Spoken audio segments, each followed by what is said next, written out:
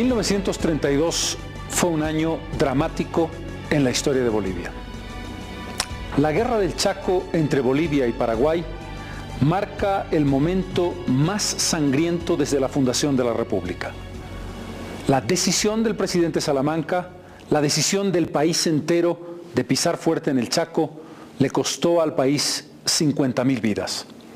Pero la guerra, además del episodio como tal, además de esos 3 años dramáticos, largos, interminables para quienes perdieron a sus seres más queridos, marcó un punto de inflexión en una historia que iba por camino equivocado después de la Guerra del Pacífico. Esa historia de construir una nación que no comprendía la esencia de sus problemas iba a terminar el año 35. A pesar de que fue todavía necesario un periodo de varios años para la revolución de 1952, la guerra le demostró a Bolivia que había que andar de nuevo un largo camino para encontrar el futuro y para poder dar respuestas a nuestros problemas más importantes. Para las bolivianas y bolivianos de hoy, recordar la guerra del Chaco es fundamental para entender muchos de los temas esenciales, algunos de los cuales hemos resuelto y otros que todavía quedan pendientes. Bolivia nació como república independiente en 1825, después de 16 largos años de una guerra por la independencia. Años duros y difíciles como los de toda guerra. Y se puede ir haciendo una secuencia de la historia republicana del país a partir de los conflictos internacionales más importantes. En 1836, la creación de la Confederación Perú-Boliviana, los más importantes éxitos militares, pero también la derrota de Yungay, que termina con el esfuerzo de Santa Cruz por hacer de Bolivia y Perú una sola nación. En 1879, la Guerra del Pacífico y la más brutal mutilación del territorio boliviano. En 1899, la Guerra Federal, la guerra civil que enfrenta hermanos con hermanos. En 1903, la Guerra del Acre. La confrontación por la Goma, la guerra con el Brasil. Y en 1932, la guerra del Chaco, la más grave, la más doliente, la más larga que enfrenta Bolivia. Esta secuencia de acontecimientos bélicos internacionales tiene un contexto histórico que debemos conocer. ¿Cuáles fueron las ideas fundamentales de la Bolivia del siglo XIX y de la Bolivia de principios del siglo XX? ¿Cómo concibieron conservadores y liberales el país que querían? ¿Qué pasó cuando en 1880 la convención de los prohombres de ese momento definió una ruta histórica? Ese contexto histórico es el largo y difícil camino de la República que ahora presentamos para comprender lo que vendría después, la propia Guerra del Chaco.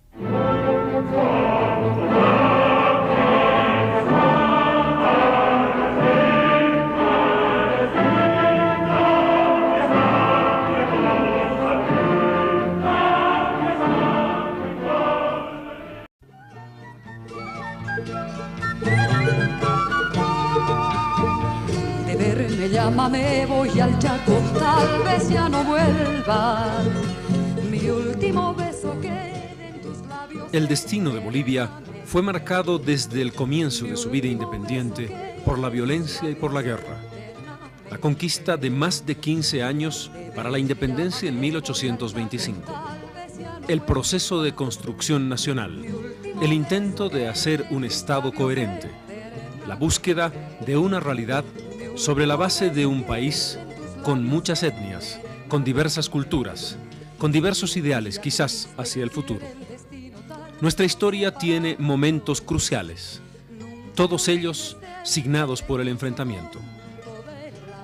En 1836, un visionario, el verdadero constructor de Bolivia, el mariscal Andrés de Santa Cruz, establece la Confederación Perú-Boliviana que caería en los campos de Yungay en 1839. Diego Portales resumió entonces un destino cuyo papel era decirle no a la construcción integrada de una gran nación perú-boliviana. En los sueños de Santa Cruz enterrados en Yungay encontramos un primer escollo en esa difícil construcción. Luego, en 1879, Bolivia tiene una nueva cita con su destino. Aliada con el Perú y enfrentada a Chile, verá tras la guerra perder un brazo esencial de su propio cuerpo, la posibilidad de acceso directo al mar, lo que significaba el océano para el desarrollo y el crecimiento económico. La usurpación chilena marca también un momento amargo, del que sin embargo Bolivia saca varias lecciones. Una de ellas, la construcción del Estado oligárquico, cuya vigencia va a ser de una guerra a la otra, de 1880 a 1932. Allí veremos a conservadores, liberales y republicanos intentar un modelo de país.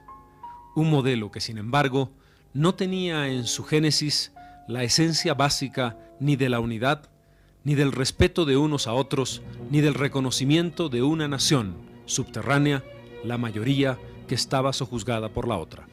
Bolivia, en el momento del conflicto bélico con el Paraguay, va a ser víctima de sus propias contradicciones internas. Está pagando el precio de una historia con conflictos sociales, económicos y políticos que los viene arrastrando quizá desde la colonia. Estamos hablando de una estabilidad basada en una democracia excluyente, la famosa democracia del voto calificado. Estamos hablando de un proceso político que tiene otro corte histórico importante, la Revolución Federal de 1899, que desplaza el poder oligárquico del sur al norte, de Chuquisaca a La Paz, de conservadores a liberales, de La Plata al Estaño. Pero ese país no estaba contando ni quería contar con una mayoría quechua aymara que en el occidente de Bolivia era mayoría abrumadora. Son los años de la exvinculación, del no reconocimiento a la propiedad originaria de la tierra, de una reforma agraria al revés. Es una sociedad cruzada que construye a la europea sobre la espalda de los pongos. Por eso surge Zaratevilca, nada más despuntar el siglo, coincidiendo con la Revolución Federal que pretendía usar a los campesinos para el triunfo o la derrota. Por eso surgen levantamientos en la zona del altiplano. Por eso, a sangre y fuego, se tiene que controlar una realidad que, aislada de las ciudades, no establece ninguna posibilidad de diálogo entre un país y otro. Por eso, tenemos la construcción de una sociedad andina que no responde a sus propios intereses y que ha desplazado a un Oriente que todavía no nace como poder posible. Los liberales, sin embargo, son capaces de un proceso de modernización. Son pragmáticos y establecen una sociedad en la que el progreso, por la vía del ferrocarril, por ejemplo, uno de los logros fundamentales en el siglo XIX, a través de la construcción de edificios importantes y de infraestructura ciudadana que el país no había conocido en el pasado. De los caudillos como Arce, Pacheco y Baptista, pasamos a los caudillos como Pando, que tiene que defender el norte-norte de Bolivia en la desgraciada Guerra del Acre, la pérdida en 1903 y 4 de ese gigantesco y rico territorio en Goma, o de otro caudillo como Ismael Montes, el liberal por antonomasia, que a la par de construir un nuevo sistema financiero y estabilizar económicamente al país, se enfrenta con el pragmatismo a la decisión de la firma del Tratado de 1904. Su ratificación fue uno de los golpes más duros en el proceso reivindicacionista del mar boliviano.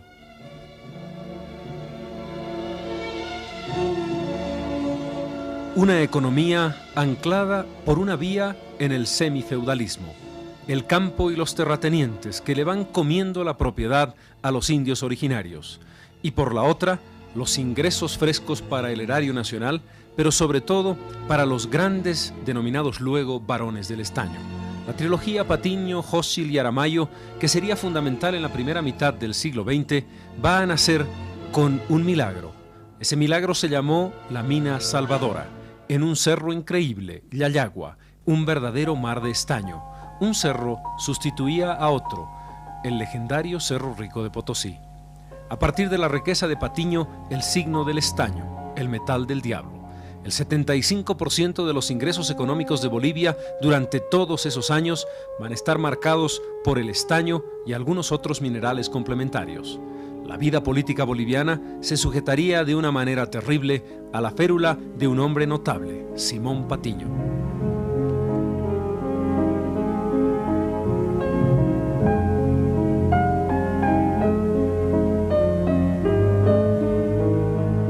paso de los liberales a los republicanos fue simplemente un cambio de guardia. Si bien Bautista Saavedra en 1920 inaugura una suerte de populismo acercándose a los artesanos, por ejemplo, va a tener duros enfrentamientos en las minas y también en el campo. Las masacres mineras por un lado y de Jesús de Machaca por el otro definirían esa contradicción de un caudillo populista con un primer sentido de la aproximación a lo social. Era el final, o el comienzo del final, de una etapa histórica que se había inaugurado casi 50 años antes.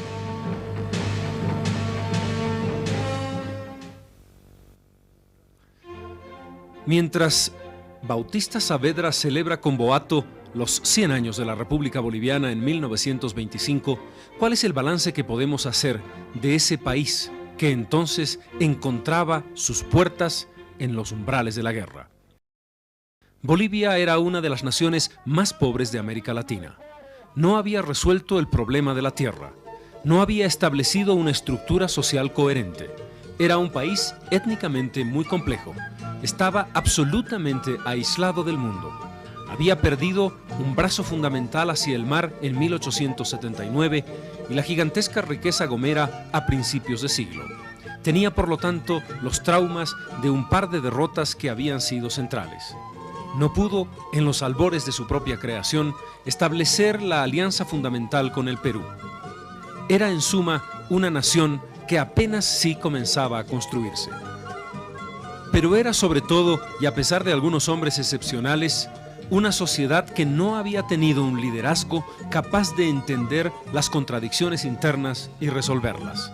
Tendría que llegar la guerra para que esto fuese posible. Trágico espejo, pero fundamental para el futuro.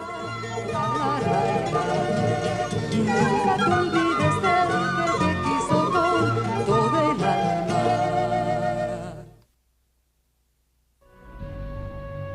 Los republicanos tuvieron que definir una posición ante el conflicto internacional con el Paraguay.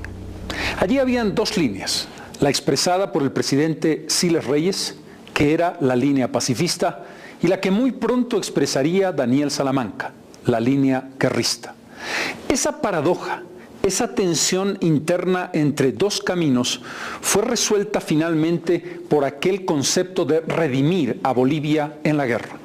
Pero no podemos olvidar, y por eso quiero subrayarlo, el esfuerzo de Hernando Siles, que comprendió que ir a la guerra era extremadamente peligroso y podía tener consecuencias insospechadas. Los republicanos tuvieron en ese contexto un camino y una mano, y otro camino y la otra, que finalmente decidiría los destinos del país. Cuán importante es, en ese contexto, la decisión individual. Cuán importante es el liderazgo cuando una sociedad se enfrenta a su propio destino. Siles tuvo una respuesta, Salamanca tuvo la otra. Pero ¿qué llevó a Bolivia y al Paraguay a esa guerra fratricida? En 1825, en el comienzo del siglo XIX, tras la independencia de las naciones sudamericanas, quedaron muchos límites en debate y en discusión. El famoso Uti Possidetis Iuri de 1810, que establecía que las fronteras que en ese momento tenían los estados coloniales eran las que iban a valer para los estados independientes, no pudieron resolver muchos conflictos. Uno de ellos, este que estamos comentando. Bolivia, que reclama un territorio indicando que llega casi al mismo punto del vértice en el que está Asunción, entre dos ríos, el Pilcomayo y el Paraguay. Paraguay, por su parte, que dice llegar hasta el Parapetí, que la tierra paraguaya llega hasta Camiri, para que ustedes se ubiquen geográficamente en el departamento de Santa Cruz. Pero además del tema territorial, ¿qué está en juego? Está en juego una visión geopolítica. Está en juego un conjunto de intereses económicos. El terrible papel que jugaría Argentina, la Argentina del presidente Justo. Tantos inversionistas argentinos en la zona en disputa que estaban en ese momento en territorio paraguayo y que estaban explotando, por ejemplo, el Quebracho y que se alinearon con Paraguay y lo ayudaron mucho más de lo que se puede aceptar para un país supuestamente neutral. ¿Qué pasaba con el petróleo? ¿Fue verdaderamente la guerra del Chaco una guerra por el petróleo? ¿Fue verdaderamente una guerra entre los intereses del Standard Oil, que tenía inversiones en Bolivia, concesiones hechas en el país, o la Dutch, que tenía inversiones en el Paraguay? Si uno analiza el resultado de la guerra y si uno analiza los volúmenes explorados y potenciales en ese momento, parece que se hubiera sobredimensionado el papel del petróleo en esa guerra, que sin embargo, y curiosamente, fue el tema central que Bolivia defendió. Una guerra en la que Bolivia perdió un territorio en litigio, pero no perdió lo más importante, sus reservas de gas y petróleo.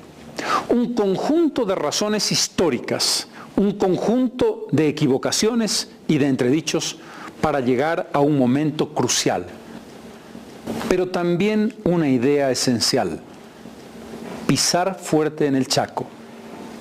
Jaime Mendoza, que había tenido una visión geopolítica muy lúcida de lo que Bolivia tenía que hacer a principios del siglo XX, es tomado por Daniel Salamanca y el país entiende y cree que su afirmación, desde todo punto de vista, el geográfico, el histórico, el político y el económico, pasa, por ejemplo, por encontrar una salida al Océano Pacífico por la vía del Atlántico, que es por la vía del río Paraguay. Pisar fuerte en el Chaco fue la frase que nos llevó a encontrarnos trágicamente con nuestro destino.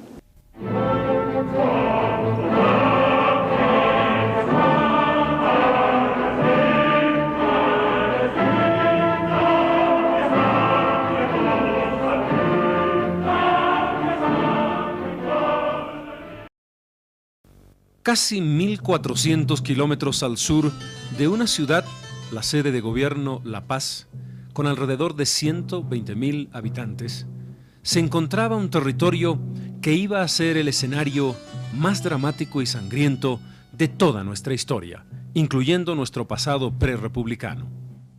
¿Qué sabían los bolivianos de entonces de lo que realmente era el Chaco?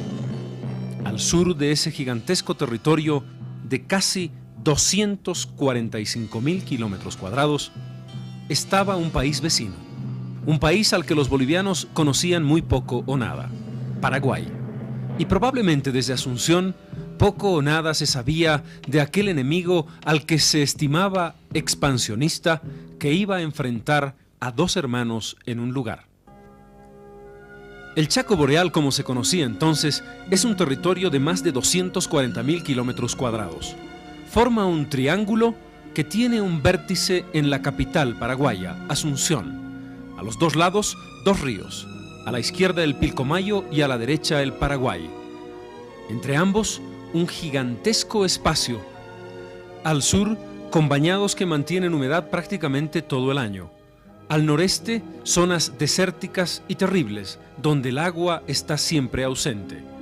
Con tuscales y cactus y pajonales, con islas de bosque, con temperaturas caniculares que superan los 40 grados, pero también con surazos terribles, donde se puede encontrar la máxima sequedad o el empantanamiento para tropas y camiones, donde la naturaleza es un enemigo más, o quizás un enemigo peor que los propios hermanos con los que se estaba combatiendo.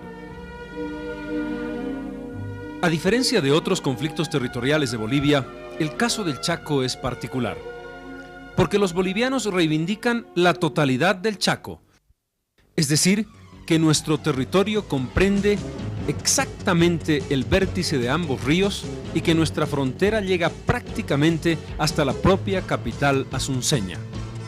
Y los paraguayos tampoco se quedan cortos. Reivindican la totalidad del Chaco y asumen que el límite de su frontera debiera ser el río Parapetí, al extremo norte, desde su perspectiva. Yo creo que en términos documentales ambos países pueden demostrar que son poseedores de documentos que acreditan la posesión del territorio en términos soberanos para uno y otro país. Los dos países afirmamos con muy buena fe que el Chaco nos pertenecía. Los bolivianos creíamos que como herederos del territorio de la audiencia de Charcas éramos dueños del territorio del Chaco hasta la confluencia de los ríos Pilcomayo y Paraguay. Los paraguayos tenían la convicción, ya se los había dicho inclusive Francisco Solano López que la frontera del Paraguay no debía estar ni más allá ni más aquí del río Parapetí. ¿Por qué no nos enseñaban dónde estaban nuestras fronteras? Ahí nos han engañado. Entonces nuestras fronteras ya habían avanzado desde el tiempo de López, de Rosas, ya habían avanzado los paraguayos sobre nuestro territorio, ya tenían sus fronteras avanzadas. Y a nosotros en el colegio y todo nos enseñaba, y pueden ver los mapas, la confluencia del río Paraguay y del río Pilcomayo. Ese es nuestro territorio. Un engaño de la nación o del Estado a toda la juventud. El gran drama de Bolivia siempre fue la defensa de fronteras que no tenían presencia humana ni intereses económicos bolivianos. ¿Qué territorios podía defender el país si ni siquiera tenía vías de comunicación que los ligaban con el centro motor de la nación? Eso es lo que exactamente ocurrió en el caso del Chaco. En 1843 surgen, a través del presidente Ballivián, los intereses por descubrir, conquistar y tener presencia allí. Manuel Rodríguez Magariños, Manuel Oliden, Aniceto Arce, nuestro primer diplomático en Asunción. Los primeros tratados en 1879, Antonio Quijarro, un boliviano que intenta establecer con el Paraguay acuerdos mínimos para definir quién quedaba con qué parte del Chaco. En 1884, el tratado Tamayo-Acebal. El Chaco se divide en tres partes: el norte para Bolivia, el centro a discutir, una suerte de tierra de nadie, y el sur para el Paraguay. En 1891 la Convención Nacional Boliviana ratifica el convenio, pero este no es ratificado por la Convención Paraguaya. En 1894, Telmo Ichazo y Gregorio Benítez vuelven a intentar un acuerdo y firman un protocolo. Finalmente, en 1907, el protocolo Pinilla-Soler, que se considera lesivo para los intereses de Bolivia, establece una frontera en un punto intermedio. Un excombatiente decía, indignado, que cuando llegan al Chaco, los fortines de Agua Rica, ciertamente muy lejos de la confluencia de ambos ríos, son los últimos puntos de avanzada de Bolivia. Bolivia nunca tuvo una presencia hasta tan lejos. Y por supuesto Paraguay tampoco, ni en el sueño más optimista, se acercaba al Parapetí. Nunca lo vieron, nunca lo tuvieron, salvo después del conflicto chaqueño. ¿Suponían los bolivianos con qué enemigo iban a enfrentarse? Probablemente no. El Paraguay había vivido varios gobiernos de muy larga data de tipo dictatorial. En la década de los años 60, en el siglo XIX, tiene que enfrentar una terrible guerra, la denominada Guerra de la Triple Alianza. Paraguay se enfrenta a la Argentina, al Uruguay y al Brasil, y en una heroica defensa, hasta casi agotar a sus hombres mayores, defiende heroicamente el territorio. A pesar de la derrota, Paraguay demuestra una fuerza y una capacidad de lucha que sería un ejemplo. Francisco Solano López va a llevar adelante esa épica acción militar. Los tratados no consiguen nada, por lo menos no consiguen una paz duradera. Ni Bolivia ni Paraguay están satisfechos con lo que se ha avanzado por la vía diplomática. En ese trance llega al gobierno el presidente Hernando Siles Reyes. Surgido del republicanismo saavedrista, Siles va a desembarazarse muy rápidamente de un caudillo que es por momentos asfixiante. Su ruptura con Saavedra le permite encontrarse con los jóvenes, los denominados jóvenes nacionalistas. Allí estaba Valdivieso, luego vicepresidente de Germán Bush. Estaba también Augusto, el Chueco Céspedes, hombre fundamental en el pensamiento de la Revolución Nacional. Era un momento de cambio en el que las ideas intentaban renovar un viejo discurso. Siles Reyes tuvo que afrontar varias cosas importantes, entre ellas, por ejemplo, pacificar uno de los levantamientos más terribles a nivel indígena que haya vivido la historia contemporánea. Durante el gobierno del presidente Hernando Siles estalló una de las rebeliones más cruentas que tiene Bolivia en el siglo XX en materia de levantamientos indígenas, precisamente a raíz de como una protesta de la expropiación de tierras de comunidad. En ese entonces estalló una rebelión que se conoce como la rebelión de Chayanta, en vísperas de la guerra, en el año 1927, en la zona de Potosí, Y ya vemos en vísperas del conflicto con el Chaco cómo en Bolivia hay un enfrentamiento entre los latifundistas y las comunidades que han sufrido el despojo de sus tierras de comunidad. Pero la prueba de fuego para el presidente Siles llegaría el 5 de diciembre de 1928. Las trompetas en el campo de Marte, en este caso en el Chaco Boreal. Un nombre, Fortín Vanguardia, un país electrizado. Los paraguayos arrasan un fortín apenas defendido por unos pocos soldados bolivianos. Es un hecho de agresión que parece inflamará la guerra. Pero el presidente Siles ha decidido ir por la paz. Pero no con pusilanimidad. Decide el contraataque y la retoma de Vanguardia. Este no puede hacerse porque el lugar está anegado, es tiempo húmedo. La opción es entonces la toma del fortín paraguayo Boquerón. Y el ejército boliviano toma Boquerón. Las cosas llegan hasta un punto tal que tiene que participar la Comisión de Neutrales, integrada por varios países de América Latina y los Estados Unidos. No sin dificultades y luego de haber buceado en el fondo del problema, la comisión emite un dictamen. Se hace una partición equitativa del Chaco Boreal y se exige que Paraguay desocupe Vanguardia y Bolivia Boquerón. Ambos países cumplen y se cree, por lo menos entonces, que la paz está sellada.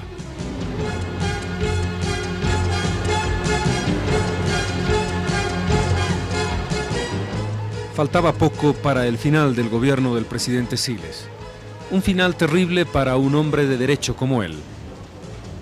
Un error de cálculo lo lleva a un intento de prórroga que va a desestabilizar todo el sistema democrático. Siles tiene que salir precipitadamente del gobierno, dejando a su gabinete la máxima responsabilidad.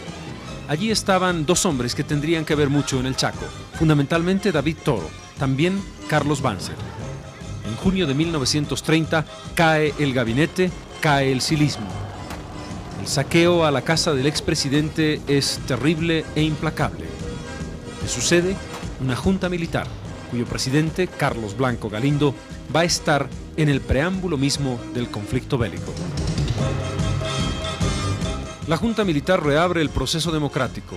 Las elecciones generales son de un triunfo cantado. Los republicanos genuinos.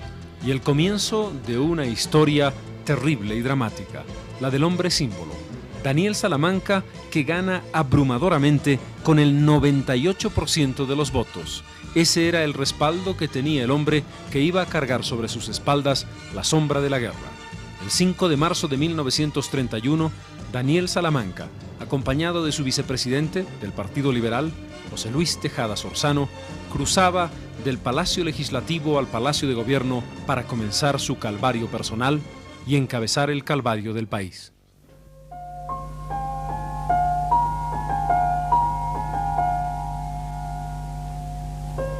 Daniel Salamanca había nacido en Cochabamba el 8 de junio de 1868, pocos años antes del comienzo de la Guerra del Pacífico. Formado en la escuela liberal, desde principios de siglo, un abogado con fuerza y con un verbo cortante y una racionalidad que a veces abrumaba. Fue un destacado parlamentario. Salamanca se había caracterizado por ser siempre crítico y ácido con un gobierno con el que rompió muy pronto. Primero deja de ser liberal para ser republicano, y cuando no se lo escoge en 1920 para ser presidente de la República, le tocó entonces a Bautista Saavedra, crea el republicanismo genuino. Salamanca va a esperar pacientemente su momento. Es un hombre de figura esmirriada, bajo de estatura, rostro más bien amargo, con un problema estomacal que va a torturarlo hasta el fin de su vida. Fuma tabaco fuerte y bebe mucho café. Es implacable con los enemigos políticos. Es de una inteligencia tal que a veces llega a la soberbia. Es poco dado a hablar por hablar. Prefiere escuchar, pero cuando polemiza, es irascible y no ceja hasta terminar ganando en las discusiones. Salamanca fue un hombre que pensó que el mundo estaba dividido en blanco y negro, de una honestidad intachable, absolutamente austero en su vida. Pensó siempre que había que pisar fuerte en el Chaco, como decía Jaime Mendoza, y desde el principio tuvo una actitud guerrista. En 1925, en Oruro, Salamanca definía de una manera muy próxima a la tragedia griega lo que él estimaba que Bolivia debía esperar en el Chaco. Él llegó a declarar que así como los hombres que han pecado necesitan someterse a la prueba de fuego para ganarse la vida eterna en el cielo, los países que han cometido errores como Bolivia en su vida interna e internacional necesitan someterse también a una prueba de fuego, que en el caso de Bolivia no podía ser otro que el de un conflicto con el Paraguay. La prueba de esta idea está en que el presidente Salamanca, muy pronto, en combinación con el Estado Mayor del Ejército, decide un plan de penetración en el Chaco. Es consciente de que la presencia boliviana es mínima, con muy pocos fortines, y se va estableciendo una política de avance que demuestra que hay un plan premeditado, si no de guerra, por lo menos de una presencia que establezca claramente que geográficamente Bolivia tiene derechos ganados. Pero he aquí que nos enfrentamos a una realidad terrible, con analogías posibles con el caso de Chile. Mientras nosotros estamos muy lejos de lo que es la arena chaqueña, Paraguay tiene presencia humana, mucho más próxima, porque si La Paz está a casi 2.000 kilómetros del teatro de batalla, Asunción lo está a menos de 350. Y además, desde el lado paraguayo, intereses argentinos muy importantes en lo económico. Qué terrible papel jugaría la Argentina en esta guerra en contra de Bolivia, están allí presentes y van a establecer muchas de las razones de la ligazón argentino-paraguayo. Baste pensar en el apellido Casado. Bolivia no tiene medios de comunicación, ni tiene carreteras de penetración, ni tiene un concepto claro de algo que sería fundamental: logística de apoyo. No se concibe un ejército con ingenieros que tienen un papel clave en un proceso que va a ser debilitante para toda la estrategia de campaña. La incapacidad de trasladar eficientemente a 3 ejércitos a lo largo de la guerra para llegar adecuadamente con caminos, respaldo, apoyo y pertrechos. ¿Cómo encaran la guerra ambos contendientes? Pienso más bien que la guerra del Chaco es finalmente una opción más que tuvo el gobierno de Salamanca para salir esta vez al Atlántico. Es decir, vedadas las posibilidades de salir hacia el Pacífico, Salamanca habría aprovechado esa coyuntura bélica para proyectar una idea, de modo de despertar un sentimiento nacional y salir hacia el Atlántico. Para el Paraguay, el Chaco era una cuestión de vida o muerte. Era un territorio esencial para su supervivencia.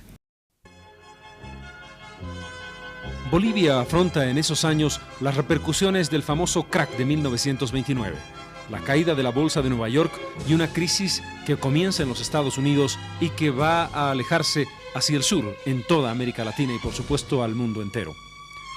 La caída de la producción de estaño de más de 45.000 toneladas en 1930 a menos de 31.000 en 1931. El Tesoro General de la Nación enflaquece también. De 48 millones de bolivianos presupuestados el 31, cae a 25 millones en 1932. Los problemas son tan grandes que en agosto de 1931 el presidente Salamanca le escribe una carta a Simón Patiño pidiéndole ayuda. Patiño hace una donación de 25.000 libras esterlinas. Servirían para el fortalecimiento de nuestra Fuerza Aérea.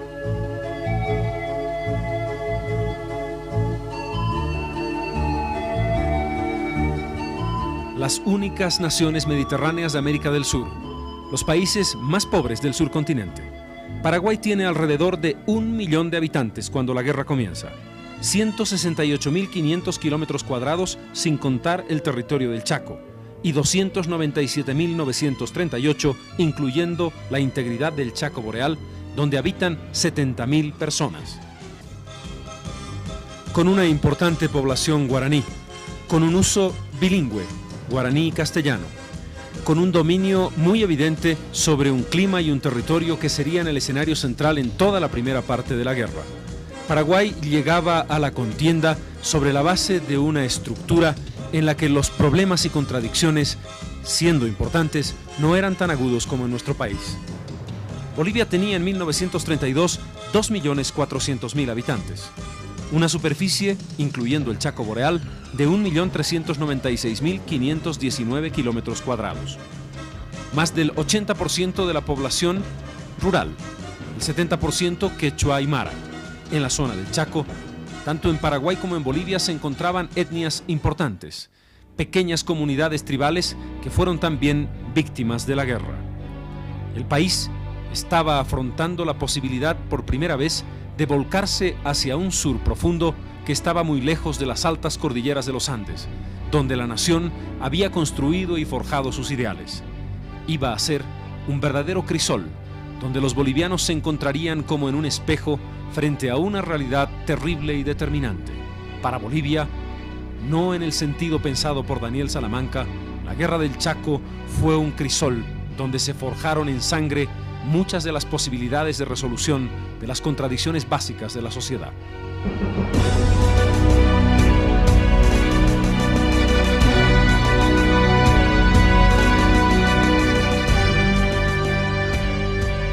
Décadas y décadas de exploraciones geográficas, de un avance para ir descubriendo un territorio casi desconocido, décadas y décadas de negociaciones diplomáticas que dieron como resultado varios tratados, algunos ratificados y otros no, por los congresos nacionales de ambos países. Décadas y décadas de esfuerzos por argumentar y contraargumentar sin resultado. Finalmente, Bolivia y Paraguay no pudieron ponerse de acuerdo, probablemente porque ambos estaban reivindicando excesivamente territorios sobre los que no tenían un uso real de soberanía y que estaban desproporcionadamente cerca del propio corazón de ambos países. Esto es lo que encontramos y descubrimos cuando el Chaco está a punto de arder en llamas. Estos fueron los prolegómenos de la guerra.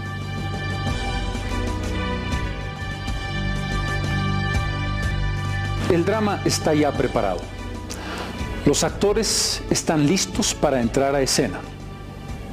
Cada uno de los países tiene protagonistas distintos, con un carácter y una forma de ser radicalmente diferente.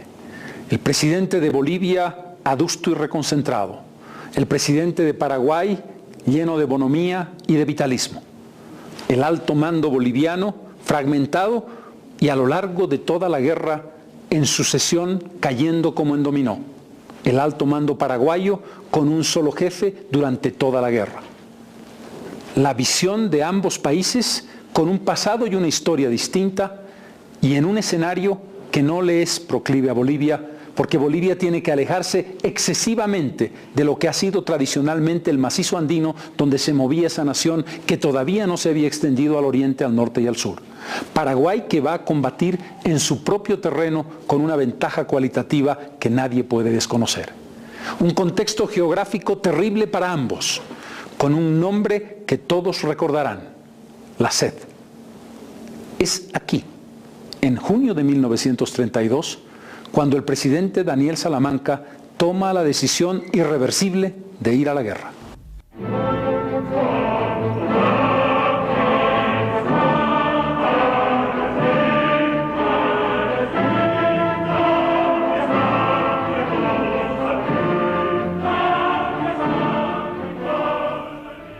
Yo fui a la guerra a la edad de 16 años, soldado raso, voluntario, boliviano nacional, con el corazón grande de querer defender mi patria, a quien amo y he amado en toda la vida. 200.000 bolivianos como él fueron llamados a defender la nación y se trasladaron al Chaco y pelearon, y muchos de ellos murieron allí. El 15 de junio de 1932 se desata la guerra. Yo he calificado el inicio de la guerra como producto de una imprudencia militar y una mentira gubernamental.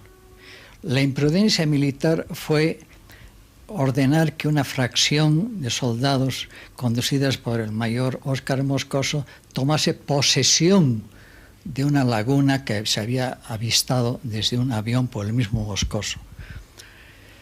Moscoso llegó a la laguna cumpliendo las órdenes del Estado Mayor General y desalojó a tiros a un grupo de soldados, creo que eran 5 o 6 paraguayos que custodiaban esa laguna, que había sido descubierta por los paraguayos un año antes y a la que pusieron el nombre de Pitiantuta. Precisamente la descubrió un oficial ruso que estaba al servicio del ejército paraguayo, Belayev. La noticia no fue reflejada de ese modo. Cuando a finales de junio los paraguayos intentaron retomar el fortín, la noticia llega de otra manera. Es un ataque paraguayo a los defensores bolivianos. El 16 de julio de 1932, los paraguayos retoman definitivamente la laguna Chuquisaca o Pitiantuta y Moscoso tiene que retirarse. El presidente Salamanca se inflama de patriotismo. Salamanca se dejó arrastrar, yo digo, por la reacción popular de las poblaciones bolivianas y ordenó una represalia para salvar el honor nacional de este ultraje a la integridad territorial boliviana, y ordenó que se tomasen del Paraguay 2 fortines, Corrales y Toledo. A esa orden de represalia que objetaron los altos mandos militares, el jefe del Estado Mayor General y el comandante de la división, creo, en el Chaco, porque se carecía de fuerzas suficientes, Salamanca insistió en que se cumpliese su orden. Y se cumplió, añadiéndose además el fortín Boquerón. En junio de 1932, Bolivia tenía 5.539 hombres en armas, 6 divisiones. En el Chaco estaba la 4ª división con los regimientos Loa, Campero, Ayacucho y Lanza. Era jefe del Estado Mayor General en la sede de gobierno el general Filiberto Osorio. Las relaciones entre el presidente y capitán general de las Fuerzas Armadas, don Daniel Salamanca, y el ejército boliviano fueron desde el primer momento tensas. Salamanca no confiaba en Osorio. Hubiese preferido como comandante al general José L. Lanza, un hombre de su confianza que lo acompañó hasta su caída en 1934. Pero Lanza era resistido en el alto mando y en las fuerzas que estaban en operaciones en el Chaco. El primer rasgo del comportamiento militar del presidente Salamanca es no ir a una guerra total, no llamar a todos los bolivianos a ponerse bajo banderas. La constitución del primer ejército llegaría a movilizar 77.000 soldados, de diferentes promociones, año a año, pero no el llamamiento general como tuvo que hacerse al final de la guerra. Entre el 24 y el 31 de julio, los bolivianos toman los fortines paraguayos Boquerón, Toledo y Corrales, tal como había ordenado el presidente de la República. En esas acciones se producen ya enfrentamientos con varias muertes. El 6 de agosto de ese año, el presidente da un mensaje a la nación en el Congreso. Allí se conoce la doctrina del 3 de agosto. Las naciones americanas han decidido no reconocer aquellos derechos obtenidos por las armas, es decir, la fuerza diplomática que pretende Salamanca con los 3 fortines conquistados no es aceptada como argumento por quienes están juzgando desde afuera el conflicto. Paraguay aparece como nación agredida. La suerte está echada. Salamanca no va a poder resolver diplomáticamente el conflicto. Su conciencia de última hora hacia la paz es ya tardía. Los bolivianos comienzan a darse cuenta de que la guerra está en sus puertas. Y en las diferentes ciudades del país viene el llamamiento. Llegan los momentos en que los hombres tienen que enfrentarse a su destino. La estación del tren de la ciudad de La Paz es un punto de confluencia para el llanto, la despedida y el idealismo. Esos jóvenes que no saben con qué van a enfrentarse deciden ir a la guerra. Muchos de ellos son voluntarios.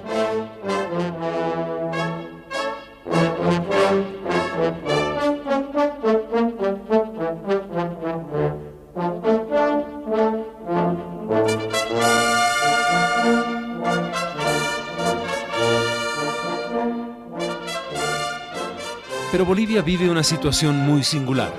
No es solamente el patriotismo que inflama a los jóvenes de las ciudades. El ejército boliviano, y eso está claro, se puede demostrar, tenía por tanto 2 frentes de lucha.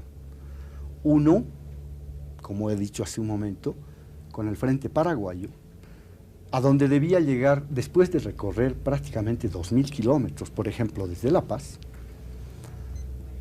un ejército que debía dejar en la retaguardia, sobre todo en la región del altiplano, un malestar campesino impresionante. Es decir, ¿cómo se puede concebir que en un momento de mayor emergencia en Bolivia, como es el caso de un enfrentamiento bélico con un país vecino, ese país tenga un desgarramiento interno de modo tal que los levantamientos campesinos empiecen a aflorar de una manera desmedida? Los patrones no veían con mucha simpatía el que su mano de obra se ausentara. Y los comunarios, que estaban organizados en sus ayllus y en sus comunidades, veían como una actitud muy forzada el tener que defender un territorio que estaba tan alejado, vulnerando su propio territorio, porque está visto que durante la Guerra del Chaco, mientras muchos contingentes de comunarios estaban en la zona de operaciones, se produjeron despojos de tierras de comunidad. Pero a pesar de ello, el fragor de la batalla definió la necesidad de enfrentar al enemigo. Y allí nos encontramos con un soldado que, despojado de sus virtudes en la montaña, tiene que afrontar el terrible problema del Chaco. Ya Bolivia tenía pocas probabilidades otra vez de empujar a los paraguayos al centro del Chaco. Eso para mí era muy difícil. Sobre todo, combatir al paraguayo en terreno llano, llevamos todas las de perder. En la zona montañosa, sí, nuestro campesino, nuestro indígena y nuestro mestizo y nuestro blanco, nadie los movía de posiciones defensivas. Pero Paraguay no podía aceptar la toma de los 3 fortines por Bolivia. Llega el momento de la contraofensiva. Precisamente en 1932 había tomado el poder Eusebio Ayala, un hombre diametralmente opuesto a Salamanca. Vitalista, lleno de optimismo y sobre todo con una excelente relación con quien comandó desde el principio las fuerzas paraguayas, José Félix Estigarribia. Para el Paraguay, la retoma de los fortines fue una cuestión de honor. Eso plantearía el enfrentamiento de Boquerón como una de las páginas más impresionantes de la historia de la guerra. Al teniente coronel Luis Emilio Aguirre le había tocado la toma de Boquerón, después de sustituir inopinadamente a Manuel Marzana. Pero Aguirre tuvo un destino trágico, murió precisamente en la acción de la toma. De ese modo, la máxima responsabilidad queda en el teniente coronel Manuel Marzana. La consigna estaba expresada en un radiograma del Estado Mayor. El capitán general ordena y la patria pide no abandonar Boquerón de ninguna manera, prefiriendo morir en su defensa antes de dar el parte de retirada. Estigarribia suponía que los bolivianos tenían 1.200 efectivos para defender Boquerón, pero no era cierto. Marzana contaba solamente con 448 soldados, 350 fusiles, 13 ametralladoras pesadas y 27 livianas, 2 cañones Krupp, 130 granadas, un cañón Schneider con 66 granadas y 2 cañones antiaéreos con su dotación. El 8 de septiembre los aviones bolivianos detectan un fuerte movimiento de tropas hacia el este que están cerrando Boquerón. El 9 comienza el ataque.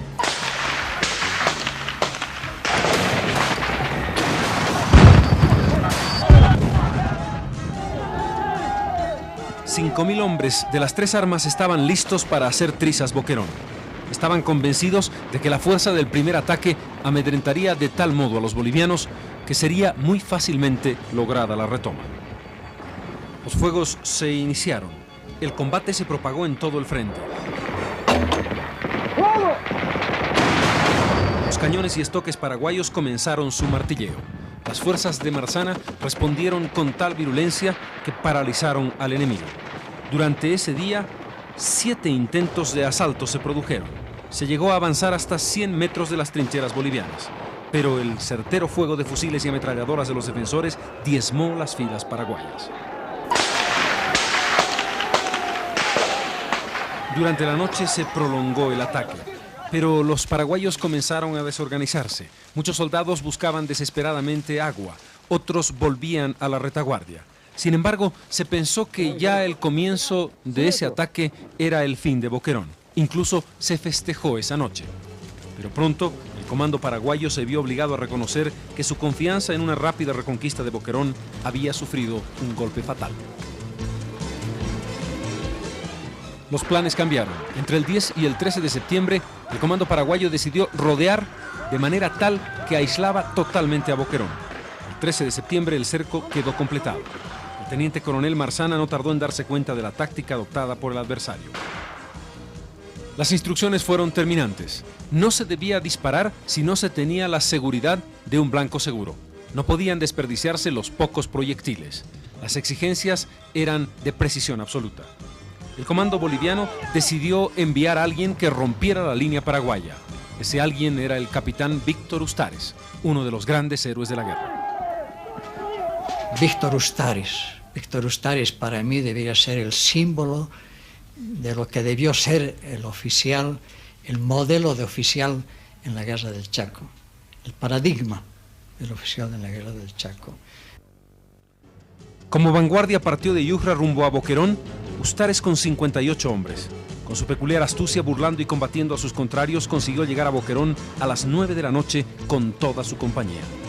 El destacamento Peñaranda, compuesto de 300 plazas, llegó también para romper la línea paraguaya. Pero tenía a su frente 2.000 soldados del regimiento Corrales. Era demasiado. Combatió denodadamente, pero no pudo romper el cerco.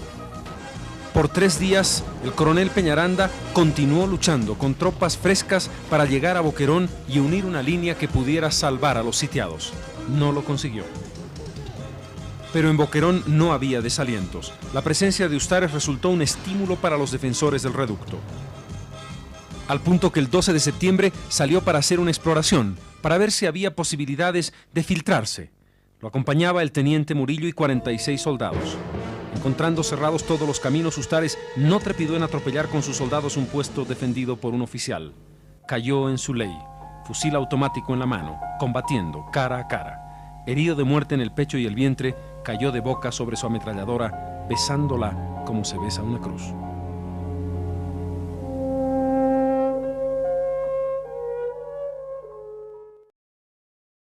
Entre el 15 y el 20 de septiembre, cuando Estigarribia se dio cuenta de que no podía tomar Boquerón, las tropas subieron de 5.000 hasta 11.000 hombres.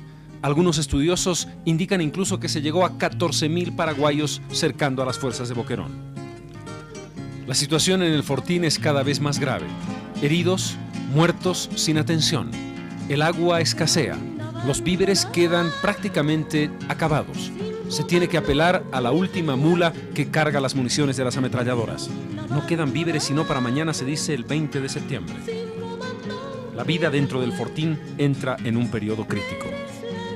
Los aviones bolivianos intentan aprovisionar al fortín, por una parte con alimentos, por la otra con proyectiles. Muchos de los paquetes caen fuera de la frontera del fortín. Otros, al caer, hacen que los proyectiles estallen y pierdan efecto.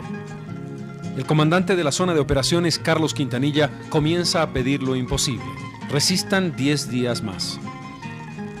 Un diario de Buenos Aires publica: en Boquerón están escribiendo unos pocos soldados bolivianos la más bella página del heroísmo americano. Antes que rendirse, quieren la muerte.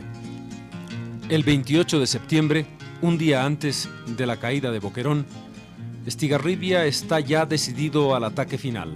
Miles de paraguayos han muerto en el intento. Marzana se enfrenta a una realidad terrible, pero ha decidido no rendirse. Ahora sí que no me río ante el cobarde Patapila. Voy a derramar la última gota de mi sangre.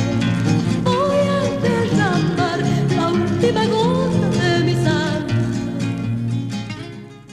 Cuando se acaba el agua, la comida, los proyectiles y los hombres, Marzana, reunido con sus oficiales, decide pedir una capitulación honrosa. Estigarribia acepta parlamentar. Cuando Marzana va a salir, los soldados bolivianos levantan banderas blancas, Las tropas paraguayas, a menos de 40 metros de las trincheras, creen que hay rendición. Se abalanzan sobre Boquerón y lo toman. No fue una rendición.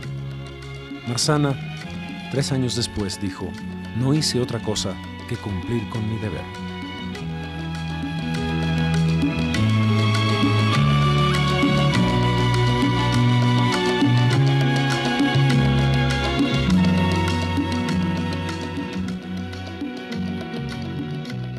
No hice otra cosa que cumplir con mi deber. Manuel Marzana selló con estas palabras impresionantes la página más hermosa, más heroica, más profunda de lo que significa la defensa de un país, el patriotismo entendido en su plenitud y el concepto de dar la vida por la patria. La defensa de Boquerón debe quedar para siempre escrita en bronce, sellada a fuego en los corazones de bolivianas y bolivianos.